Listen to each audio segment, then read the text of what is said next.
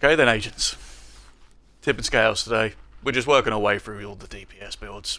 I know you all love them, so this is my take on tip and scales. We are running tip and scales with the salvo for some nice increased fire rate, and a little bit controversial, I'll go with the closer. Solely for perfect spotter. I did mention in a previous video that you need to get some amp damage into your builds because it just helps towards everything. With the way that tip and scales works, where it increases your critical hit damage so much, there does come a point in this where you get like diminishing returns a little bit on critical hit damage, where at a certain point you may as well try and get something else in to boost that damage up. And more to the point, with spotter, it's instant because I am using technician and I do have the link laser on my gun. We're going with the headline grabber. Again, it's a ridiculous amount of critical hit damage again in there. And the second you aim at somebody, they are pulsed, they're getting that damage instantly, which just helps with getting the build going, because it can start off a little bit weak. As we all know though, once it's up there, it's doing mad damage. And this is the wrong mask. Hang on. There should be a different one. There you go. Yeah, I'm going with some paradox and echo on the build.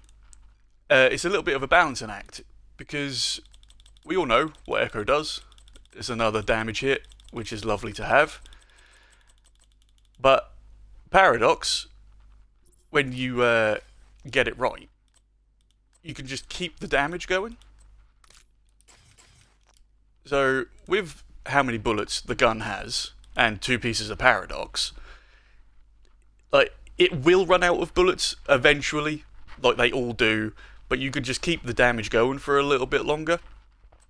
I did used to run this with the gear shift, so that once you've emptied the first half of the magazine, you can keep it at the second half of the magazine to get more damage for a little bit longer. That still really works lovely on this build. I've just decided to go with the headline grabber for the video, but that is also another really good option. Right. I have had enough of running escalations this week for reasons that I am not going to get into.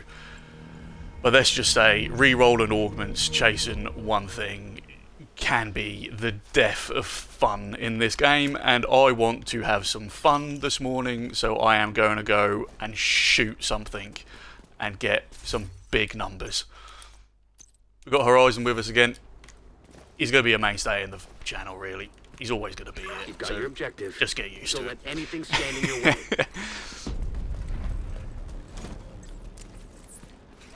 And it is also very helpful to be running with 2 people or more, because all of the damage and or health even from enemies in this game, it scales. So whereas you might put a build together and you run it solo and you're like, oh my god, this is incredible, and then the second you try and take it into a squad scenario, it won't do anything anymore, and that's because all of the health is scaled up, and what was working for you now no longer will. So that is another reason why I do it like this. As you can see, damage is definitely up there, and it was quick. Just gotta let all of them stacks run out whilst this helicopter comes in, so you can see what the spotter does straight off from the rip. There you go, look. Some lovely damage numbers there from some low stacks. I know that the meta on this really is to run obliterate, and that works fine too, but I like me some spotter. I run it on a lot of my DPS builds, just for that instant point damage.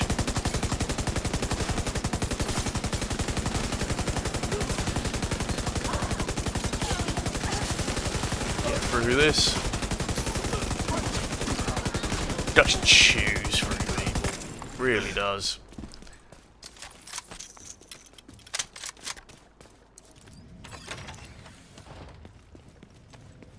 There you go, again, all the stacks are gone. But instant point damage, it's up there straight away. Just helps you out in the earlier stages. And then when we're at full throttle, it gets going.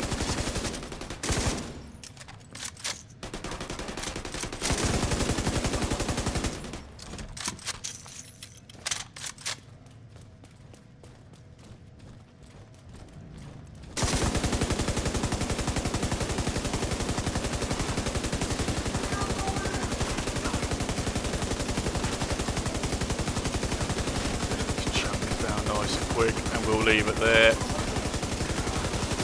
So you can see them damage numbers. You all know what tipping scales does. This is just my take on it and how I like to run it.